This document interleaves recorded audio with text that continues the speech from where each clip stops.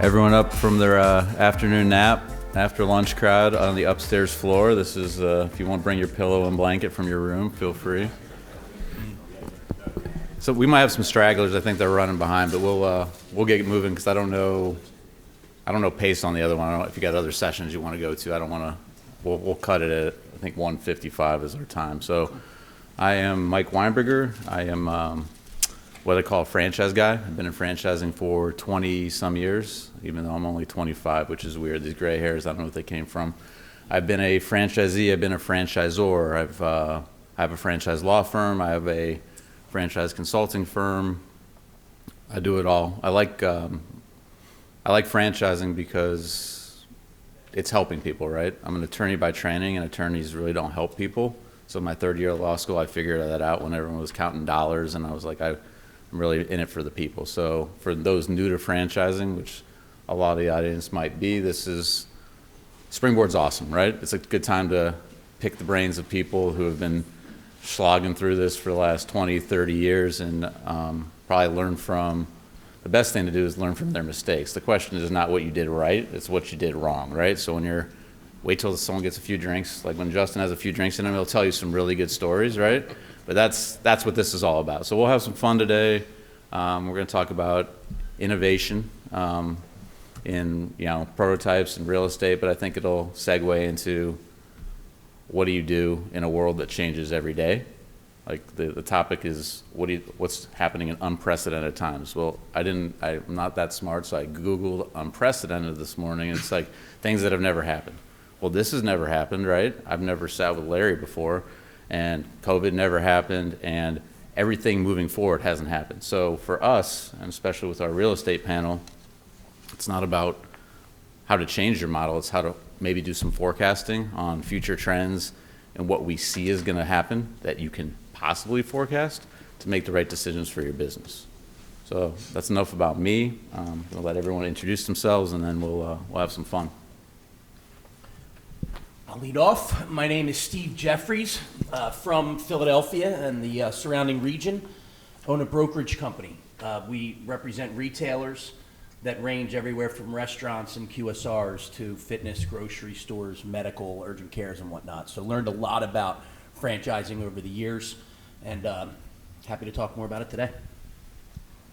My name is Brandon Knudsen. Is this on? Okay.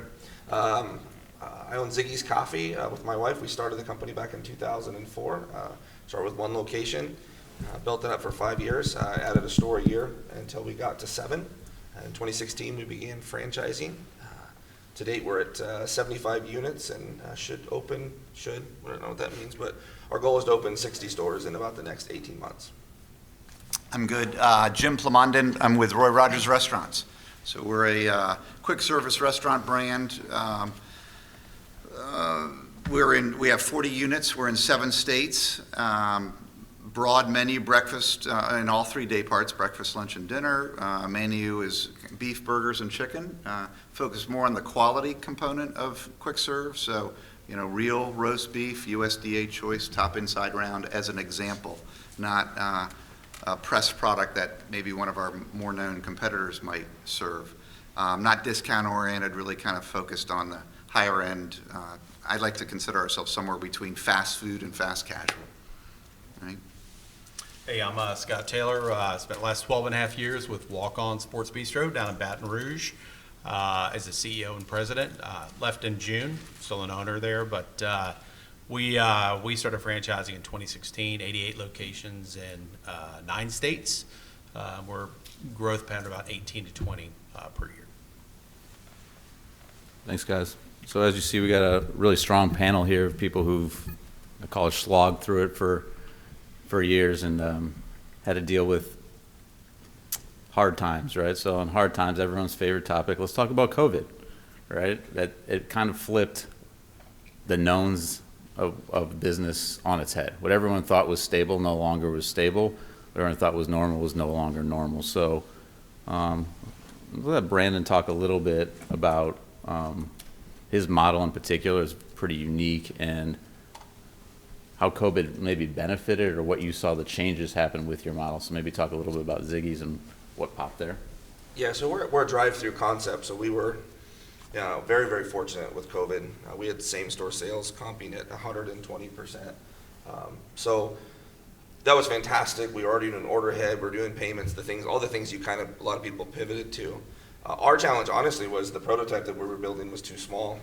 Our challenge was we didn't have the ability to do the sales that we were doing. And so there's been a lot of shifts there on the size of the building, how we ship, how we store, PARs, just a lot of logistical things that, unfortunately, the size of our early stores, they just weren't big enough. So that's positive and the negative. Got it. Appreciate it. Walk on. How'd you deal with having 9,000 square feet of, call it With empty the C space? word? Yeah, with the C word. We're gonna talk about the C word for a It second, sucked, man. yeah. So we were, I think we were 5% takeout, so we had to close our dining rooms. So we were down 95% in sales immediately, which sucked. We're a sports bar, but we are known for our food, so we're 80% food. So we quickly clawed back 80, 90% of our sales. We're doing 100,000 a week in to go, which is crazy. But with makeshift drive-throughs, different stuff. But what we did find out, I thought was interesting, is we opened 10 restaurants with some form of limitation at dining space. Either 20, actually we opened 2 with no dining rooms, just to go, and then some with 25% occupancy, some with 50. And we found we were opening at 50% occupancy and setting sales records for first opening weeks. So we didn't need all those tables. We didn't need all that space. We were more efficient. Kitchen was more efficient. So a significant mindset change from an 10,000 to 8,200 square foot box to what now a 6,000 square foot box. How many units do you currently have open? 88. 88. And with that, what do you, with your historic franchisees, right? The ones that, let's not say stuck, but they have those bigger footprints. Is there shrinkage? Like, what do you try and do moving forward? There's evolution, but Yeah, so it's interesting. yeah. There's some that we have restaurants that will do $7.5, $8 million Okay. in there, and they'll use every seat. Got it. There's some that have those spots where maybe weekends are full capacity, and so, sports bars are different, and the fact that, it's football season, you come in, you sit, it's not a normal table turn, so we try to find ways to have a place for you to hang out, have a drink. When you're done eating, you want to get away from the scene of the crime where you eat all that food, and we want to move you to another part of the restaurant. So creating some different space, whether it be outdoor space where you can have a drink and still watch a game, but you're not tying up a table. Creating just flex space, and even looking at, these guys are not going to look at 6,000, 7,000, 8,000 square foot empty restaurants, but we will. And we'll go and figure out how we create kind of flex space, lounge, soft seating stuff where you can hang out while you're waiting, or you can hang out after you're done eating. We just kind of move you through. Okay. Appreciate that. Steve, what are you seeing as far as trends in real estate right now? Like, what are people looking for? What's going on urban versus rural? With a lot of, I call it the exodus of these bigger cities, a lot of people have switched their habits, right? Are you seeing that reflected in, call it the tri-state area for your tenants and leasing, or maybe just talk a little bit about what you see today and what you think is going to happen over the next couple of years? Absolutely. So start sort of in the outside of the urban markets, right? So it's drive-throughs we've seen become extremely valuable. Tenants that never thought that a drive-through would be part of their model are shifting in every category, really. That's one of the things that happened throughout the C word. But what did that do? Right? It makes the real estate more expensive because there's more competition. Anybody in any given market across the country with a heartbeat that wants to grow are all looking for the same corners and intersections. So everyone's reading the paper and saying retail's vacant and the world's a great time to be a tenant, and then you go there and you're like, well, I want to go on this intersection area, and it's not cheap. So in order to get the drive-throughs, people, the pricing went up. As far as urbans, outdoor seating, sidewalk cafes, critical, ultra critical. Every city's dealt with it a little different, so that's one of the big things from it. But really what we've seen is every brand, every category really try to customize their space due to the construction costs. Because what the business we're in with real estate is negotiating for the brands in the world for construction money, for tenant allowance money, and how that all works. So I've seen every tenant, every category try to skim it down and try to really think about what they need, because they're ultimately going to be asking for checks from other people. And if they do that, then they're paying more rent. The less they ask for, the more things they customize in their layout or their floor plan or their flow, all saves money, which gets their rent lower. And that's kind of what we're seeing there. Okay, I appreciate it. So the title has obviously changed, but I'm also a big fan of staying a course, right? It's like you can't change all the time. You can't pivot your model. You can't continue to innovate everything, because if you do, then you might lose your essence or your roots. So Jim and I had an interesting conversation about roots and, you know, staying true to your brand identity and authenticity. You want to talk a little bit about Roy Rogers and what you've seen? Yeah, thanks. I didn't see any of the debate last night, but can I not answer the question like they probably didn't during the debate last night? Yeah, Ask them yeah, one sure, you question, can then pass. completely answer a different question. But we're talking about COVID and what changed. We were set up like you, drive-throughs for the most part. That was great. We kind of weathered the storm very well. We already had third-party delivery in place. That was good. And then a lot of competition closed, so we kind of flourished during COVID year. Flourished is probably too strong a word, but did well. But how are things changed? Post-COVID, real estate prices gone through the roof. It's crazy, and I was always hopeful, wrongly so, that real estate prices would come down, but drive-through has not. And so now we have to build smaller buildings, and we are doing that now. Instead of a 3,200 square foot box, we're looking at I'm looking at a 2,200 square foot opportunity, just because that's what's available and affordable, really, you know. So it's definitely changed. Now my brand, and I'm going to get to your question now, is a lot of dine-in. So Roy Rogers is known for its Fixins Bar, where guests can come and put fresh lettuce, freshly sliced tomatoes, onions on their burgers or beef or whatever they're getting. So that's a really important component. It's been that way forever. And so we don't want to lose that. And so our drive-through, while we had it, and during COVID it was 100%. Now, but during normal times it's 55%, whereas a McDonald's or Burger King might be 80%, right? So we need to have dining rooms. I can't make this so small that I don't have a dining room for our guests, because they want to use that Fixins Bar. So we don't want to lose that. Even though we're modifying our prototype and changing things, we still have to have a certain number of seats and always be able to give that guest the Fixins Bar, because that's what they know and love us for. That's what sets us apart from these other guys. If that makes sense. Yeah, no, appreciate it. I think it's an important note, right? It's scary, especially as an emerging franchisor, to open a business and then something changes, right? But if you're pivoting all the time, I guess that's the definition of pivoting. You're not stable. You're not running the same course. So I liked when you were telling me about it, about the Fixin' Bar before, because it made me hungry, but it also made me realize like that's why people come, right? They're coming for that taste of home and that familiarity. And if you change that, you're changing. And that's that quality component. And I still think the customer, no matter how they want to get the food today, whether it's through third-party delivery or pickup or with whatever, they still want good food. Yeah. They still want quality food. At least that's what we truly believe in, that we got to be a cut above in terms of our food quality. And that Fixins element connotes that freshness, quality, and we don't want to lose that. So while things might change, that won't change. All right, I'm gonna throw a word out, and then maybe you guys, especially the restaurant guys, you talk about it too. Ghost kitchen. What does that mean to each one of you? Is that a real thing? Is it something you see have changed, or is that just something that happened for a minute, right? And how does it deal with competition in the restaurant? I think if you had, we developed 2 ghost brands and never launched them. Okay. Because we just kind of clawed out of this thing. But I think if you've got excess capacity, you got a back line, I think you can operate 2 brands out of the same brick and mortar. And Chili's did it with their wing brand, wings and fries. But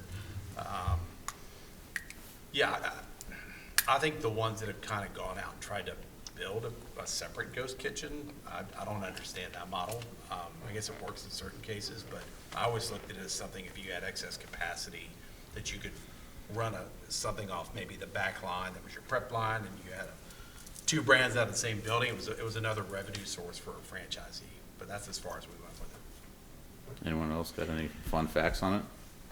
Thoughts? No, go ahead. Yeah, so the ghost kitchen, and really, it kind of blends it in, but we've seen also a lot of people go to a commissary, which is, the difference is, okay, I want bricks and mortar to sell donuts, or you name the product, but now they can have one 15,000-foot mothership to send it out and reduce the cost of operating a bricks and mortar because you need smaller space. The ghost kitchens in our market, they started great, right? There was so much activity. There were warehouse conversions, and they've all kind of gone away. You know, a lot of them didn't work out for multiple different reasons, but a lot of the brands that, that I've seen be successful use it as more of a commissary than a ghost kitchen. Because there was companies that were fitting out ghost kitchens and then renting it on, basically subleasing it to all those people. Right. We've seen all those deals fall apart. I don't know about you guys. All of them are not doing well.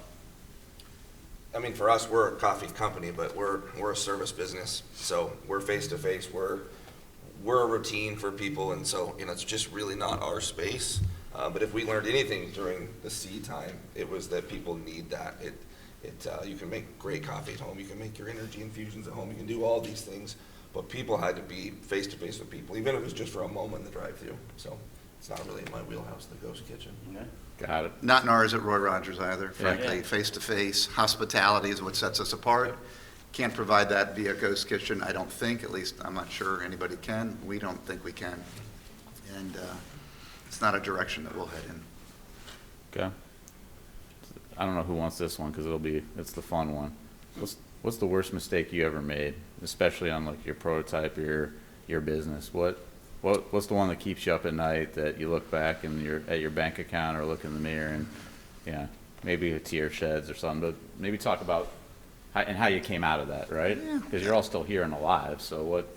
Well, I don't know if it's the worst mistake, but I'll jump in. It is a franchising conference, so it's not selecting the right franchisees. Okay. I mean, we've made mistakes, and in the effort to grow, we've made some mistakes in growing with the wrong folks and folks that just weren't engaged in our brand, didn't share our values. The general today was talking a lot about values, and it's so important in franchising, in my opinion.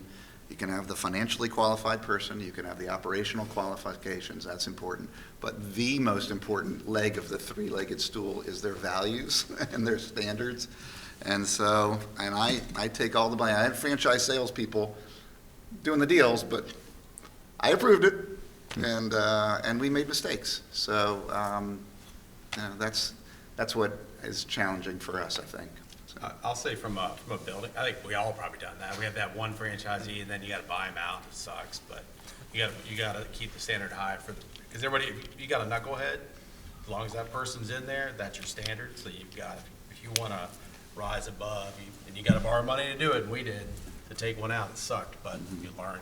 From a construction standpoint, I think it was checking our ego. We over-engineered conversions, thinking we had to, rip out all these things and make it look like a brand new ground up, which the benefit of the conversion is most of the stuff is already there. Right. So, just simplifying and saying what are really the brand elements that are important, but take more of a hermit crab approach, and we can kind of make this cool and live with the bones that are here and just not have to fully demo a box to rebuild it, just embrace what's there. I think it actually kind of gives the brand more of a cool localized feel that they can say, well, this used to be a TGI Fridays, and we put our elements of wood or cedar, things like that, but keep the cost down on conversions in particular, and then even ground up. Just check your ego at the door. We get a little ahead of ourselves. All right, appreciate it. Brandy, anyone? Yeah, I think the lesson is, and I don't know how you learn it without doing it, is not all franchisees are created equal, not all locations are equal, and so taking a second generation, the amount of cash someone has to have to go into a second gen and remodel the thing, you just really don't know what that budget versus a full ground up, you have a hard bid, those sort of things.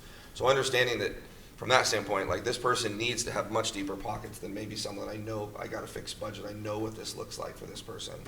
And then the operator in certain situations, if it's I need to kind of learn, can that operator, that franchisee, I know this is a little bit newer market, we got it a little bit early, it's gonna take some time to build. Do I think that person, can handle the cash deficit if there is one, and can they mentally handle it's a grind when you're putting a spot in an early location before it's fully built out. And so I think I've just kind of learned through, some did well and some didn't, what that looks like and what candidate I can put in a certain location. Okay.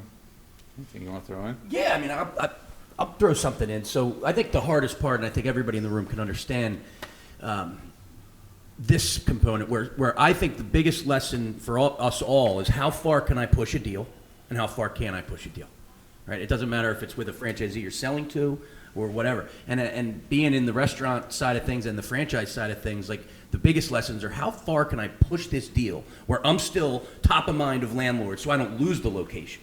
And that's my biggest, education process is knowing, yeah, we're not going to get it unless we ask for it. But if we're unreasonable in the ask, then we're not going to get the deal. And it's such a fluid thing. It's day to day, it's minute to minute on how much TI, how much free rent, how hard can I push this deal to make it done. And then really what it is about the franchise model. Franchisees I love. I deal with so many of them in all different facets.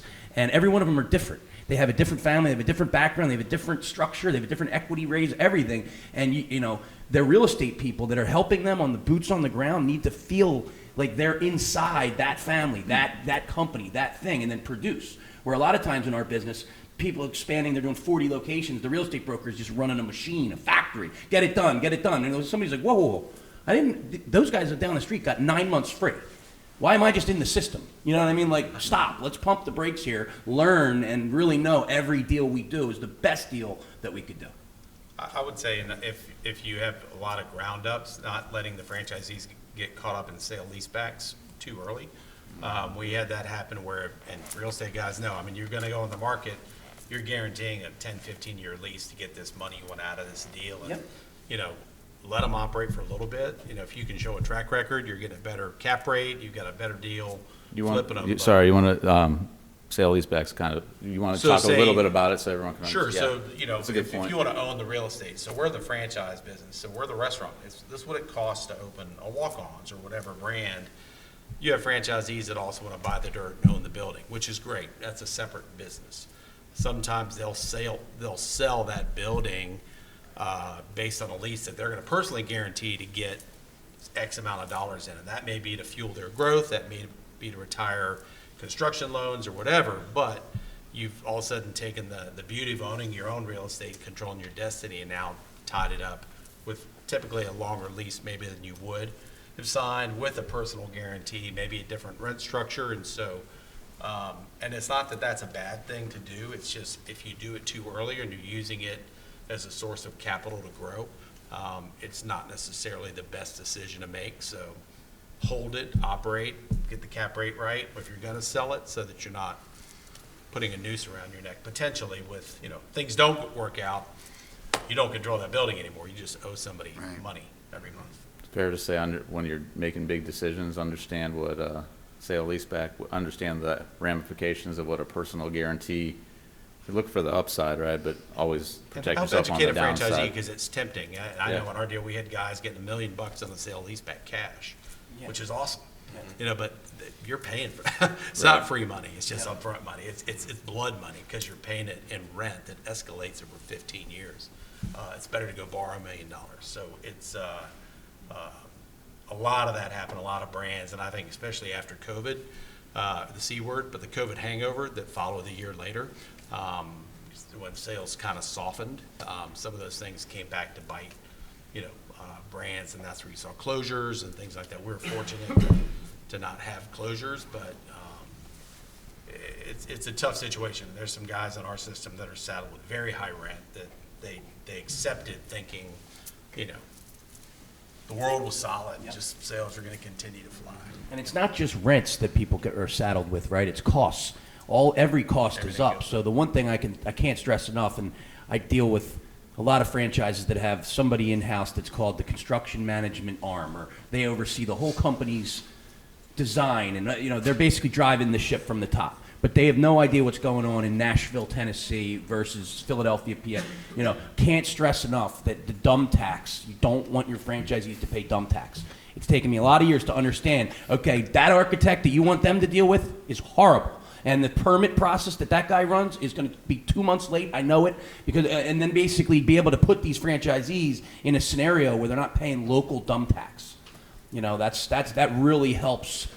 You know, I see, keep people moving and not, you know, people that want to do 2 and 3 and 4 and keep going without all these start and stops because they know they have the best engineer, the best numbers per square foot to build, the best traffic designer to, because I need a drive-through. That's the biggest issue with these drive-throughs. Not every township wants them because if everybody had a drive-through, imagine that.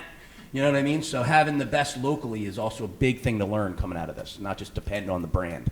Yeah, everyone write down dumb tax. That's a good one. Well, the costs associated with getting drive-throughs in the markets when we operate are huge, you know, getting them entitled. And so that actually is one of the reasons why going into pre-existing buildings, not only you can save money on the build-out, but it's already approved for drive-through. That's a huge winner. But I'll tell you another kind of mistake that we've made is don't get the best site, get the best real estate. Don't save 20 grand a year or whatever the number is on your ground rent because you're getting the B- site. Don't get the B- site. It's not, 20 grand a year is nothing when you've got the wrong site. You know, the right site is going to make it way up for it in terms of your top line revenue. So pay up for it. And it's been hard, believe me. Those are hard lessons to learn. Yeah, we've all taken the lumps. I've got questions all day, but I was going to go right to you because you were yeah. So quickly, you were talking about trying to find the smallest space for your brand and kind of limiting that potential of the cost. Do any of you have proprietary items, and at what point did you make the commissary kitchen choice to kind of pull that, I guess what you would consider like a prep space or out of the kitchens and then into a commissary kitchen? We did it early on, just anything that starts with a root is going to be different. Mama makes gumbo different than grandma does, and so for our food, 15 years ago, we went to a commissary. But just looking at the footprint, our prep area is the area that was really just way overbuilt. So our new design would pull 1,000 square feet out of the kitchen, which sounds crazy. But we had prep tables everywhere, and so we could have tables that pop up when we need them and pop down when we don't. And we could shrink this out. We didn't need this. We could go up in our dry storage. We could go up in our walk-in coolers. 1,000 square feet is a lot. We didn't mess with our line because that was the engine. But, you know, I think there's efficiencies everywhere. We would have 6 top tables and find out we set an average of 3 people at them. We didn't need 6 tops. We needed banquettes that we could collapse for a big party. Get rid of those stupid booths. So I think it's there's technology out there that, you know, for a full service restaurant that you're seating people at, what's the average party size, what's the turn time, and drive efficiencies in it. And I'm sure the same for these guys too. How do you get people in and out? It's all about throughput and maximizing, at least in our case, the occupancy. If you got 200 seats, kind of get 80% of them sat, make them, you know, Right. more accessible. What floor? We're on the 4th floor. So anyone got a room in the 5th floor that's taking a bath? Go turn your bathtub off because it's coming down. What do you do when your restaurant leaks? Anyway, other question in the back. Yeah. Have any of you have experience with building a store too small? Seems like maybe 25% of our stores are too small for future menu items. Yes. That's your. Yes. I think there's 2 different scenarios here. One is if you buy a piece of land and you're building a building. The most expensive part of that is not the building typically for us. It's because our footprint's so small. We were at 640 square feet. Now our new model is 860 square feet. So to add another 200 square feet to that's not a big deal, right? You might add 30 grand to a $1 million construction budget. So the civil work is very, very expensive on those things. We've actually taken buildings and blown out the back and extended them. We've built on-site storage, those sort of things. But a big part for us, we have a lot of young female employees, and so safety, like going outside. You know, when do they do that? When do they go get product from those things? So it's a big deal to us to have them on-site and never leaving the location. Thank you. Other questions? Yes. Go ahead. So what type of companies should we look at for doing a prototype? Where it's like we have 2 corporate units, but we're over the. What do you do? 5 years. We're a restaurant called Waffles and Greens. Best chicken and waffles in town. Ooh, We're do you located have samples? in Texas. There you go. Did you bring any with you? Sorry, you said two of my favorite words, chicken and waffles. Maybe else together. And these are southern. Oh, that's my third favorite word. Sorry. I mean, So, we right now are, one of our locations, they're about 1,300 square feet. But we wanted an open kitchen concept, but now we're finding it's maybe better to close the kitchen portion in and then just leave the, like we have coffee and smoothies, maybe leave that open. But we're trying to find someone that can help us, come up with a new design and prototypes for our franchises. I can talk to you after, but anyone have some good experiences from vendor Your vendor equipment selection? suppliers Yeah. can do space plans for you, super basic there to get it.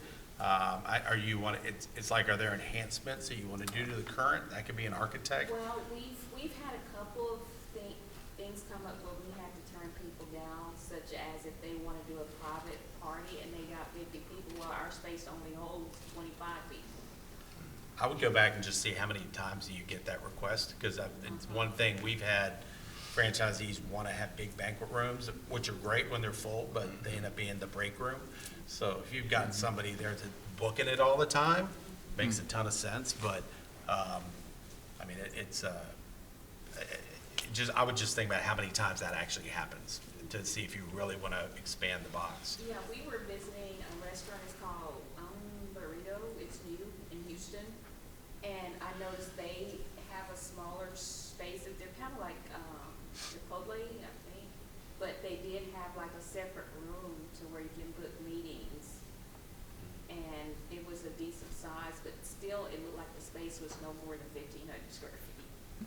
Yeah, carve it out. Listen, I like them, but I would put somebody in charge of booking it. We pay them a commission for every sale they book in that room, and you'll keep it full. Okay. But if it just isn't naturally going to be full, Right. in my opinion. But I think they're great if you make it somebody's job to just book the chamber meetings there, and you have it all the time. Carve it off like that, private space. I think it's awesome, personally. Thank you. Thank you. Curious about your site selection process for your franchisees, and also, I mean, I'm sure you've had franchisees push back when you approve or don't approve the site. Just curious kind of what your process is there, key things you're looking at, and how you deal with that dialogue. Brandon, you want to hit that one first? I'd love to talk about site selection. Obviously, we're looking for a lot of locations right now. Ton of great technology, and I think technology is great. We use a company called Zees, and there is not a number that I don't have for every single location. That's like 20% of it for me. A couple things we stay away from in our business is main and main is death for us. Main and main looks great. Main and main is very expensive. Main and main is very hard to get into and get out of, and you get lost in the shuffle if you're a small, newer brand that I would consider us. I think Starbucks and some of these bigger players, like you guys can go in these bigger areas, but it doesn't work for us as an emerging brand. And then we never, ever, ever will let a franchisee sign a lease or a PSA without standing on the property and driving and spending half a day just looking at the cars that are actually driving by. I've seen a lot of competitors open on a road that looks like it should be really, really good because there's tons of cars, but it's not your customer. You can see the customer in the car, so that's a big part of ours. No matter where we go, whether it's Maine or Southern California, we always go and spend time visiting that location first. We've used Zees in the past, great service. They give you kind of your estimates as to what they think your volume is going to be. I would never believe it. You have to do your own due diligence. So, and it's also a function of how much data you can put in there, right? We only have 40 restaurants, so these AI firms like Zees are only as good as the amount of data that goes into them. Having only 40 restaurants may sound like a lot. It's not a lot when it comes to creating, understanding what's driving sales at a given unit. So, driving it yourself, being there, that's certainly our process too. We wouldn't approve something without being there and spending more than a day. I mean, you're spending several days and really understanding the demographics, what's the income level, what's the traffic count. And then it's not just visibility, it's accessibility for a site, right? I think you were pointing out, you could be the most visible guy in the world, and we've had those sites, but you can't get in and out of it. And so that's such an important component for a business like ours that's drive-through, right? You need to be able to get in and get out quickly, drive-through for that purpose. I would say, like internally, because there is liability, right? When you're only approving or you're not approving a site. And so we put the burden on the franchisee with a local broker to submit a packet and goes before a real estate committee. And there's clear-cut KPIs. They have to do a pro forma based on that site. So the burden of approving and not approving a site, a lot of times the franchisee won't even submit because it's forcing them to do the due diligence. And we always encourage multiple sites for them to look through and choose. But, like I said, the data points that we use, eSite Analytics, a little less expensive than SiteZeus. I think SiteZeus is probably better. But the more data you have, the more accurate it is. But it'll tell you you'll do this. Don't bank on that. I would say take the emotion out of it because a lot of people get emotionally tied to locations versus the reality of like the economics don't work or the ingress egress or whatever. But I think having a committee, and ours was finance, operations, marketing, and executive, and any one person could kill a site. And you'll see a lot of tenants that, besides the site approval pack, which I think is critical. I mean, it literally is it's a very intense document. It's a lot of numbers, a lot of data, a lot of different placer AI. There's 100 different things that go into it. But the local boots on the ground knowledge is the whole shoot match because, the biggest thing is knowing, okay, well, this neighborhood's barrier of entry, nobody crosses this road or those people do there, or this is the morning drive versus the afternoon drive and all that stuff is really where you need to lean on the local people. And what I've seen the mistakes made is that a lot of franchises go with national brokers, which is awesome. We report to a lot of them. But some of them are just national brokers, and some of them are actually consultants. Some companies that they're occupier service companies that make the local brokers excellent at what they do, and they push them and they push them and they push them and then their job is to speak to these gentlemen, the three of you. But by the time it gets to you, it should also be, typically it's been filtered through high-level real estate company and then locally, and then the franchise, and then it comes in and then it works well. Yeah. But franchises that just kind of go close to the giant supermarket or the supermarket because everybody says, I want to be next to Daily Needs. How can we screw up if we're a quarter mile from that superstore? Well, that happens more than you think without having all the local knowledge. By the way, one last thing, because I probably won't get the mic again, we're almost done. Retail Live. If you haven't heard of it, it's been a hot thing. I've heard a couple people talk about it. It's the new answer to ICSC, which everybody talks about, but I think a lot of retailers over the years just got so fatigued with it, and believe me, everyone is fatigued with ICSC. Retail Live's the answer. The ladies that created it have it going on, and it's regionally broken out. The Northeast is going to have its first one, but it's already going on in the Southeast and whatever. 90% of the people that go are franchises. So, and they only allow 10% of other service providers. It's the great place for franchises to go, and it's inexpensive right now. Is that Stacy? Yes. Stacy, yeah. And yeah. they're doing it. She's been doing it. I think I went 13 years ago and 2012. met someone who was trying to sell something called Jimmy John's early, right? Like she knows her way around. And to point on site selection, I would say it's an art, not a science, right? Get all your data, spend some time. You can do a lot of things. You can, but it's going to crush you. Move your location, right? So spend an inordinate amount of time on that, and know your community, know your players, and it's an exercise. But if you do it right, it's going to be very fruitful. Maybe got time for one more quick one, and I'll let you all go to something more boring. I'm going to get chicken and waffles with my friends. So That sounds good too. That's what I'm thinking about. Staying on site selection, maybe the answer will be different depending on the business, but next to competition or far from competition? Good question. We would go right next to our biggest competitor and not be afraid. And either we're going to feed off of them or we're going to outperform them. And I love for them to be there first so we can outperform and steal their customers, steal their teammates, and just aggressively freaking go after them. I think be bold and site slave. If they're doing well, freaking go right next door to them and take their customers away. Agree, next door to the competitors. I've tried to outsmart them and say, oh, I'm down the road here. I'm going to be all by myself. Well, I was all by myself. Be the pretty new person. So, no, go next to them. And oh, by the way, McDonald's and and the like have about 100 people in their site selection department. So they probably have done all the research for you, and they know where to go. They know what corner to be on. So be next to them. I would go for them. Yeah, yeah, I agree 100%. We'll actually start looking for coffee concepts and just look for a spot right next to them. Some of our best performing stores actually share a parking lot with a Starbucks. Quick Yeah. question, I know Yeah. we're around. From a site selection standpoint, you look, of course, it's got to have water and utilities and everything else. How much of a factor is having quality broadband connection for all the applications that are in the store? Is that something you look at ahead of time? Do you pay the local Comcast to run fiber out, or how do you look at that component? Yeah, I mean, 100%. Everything's Wi-Fi. We're handheld toast POS. I mean, it's we've got to have solid back. That's within the store, right? Yeah, so I mean, so the customer part, that, of course, they want to have it for what's going on in the sports environment. We need it for TV, satellite, all that. But if you're running, Do you come across stores that can't POS. get DSL cable or fiber? That can't get the connection to the internet?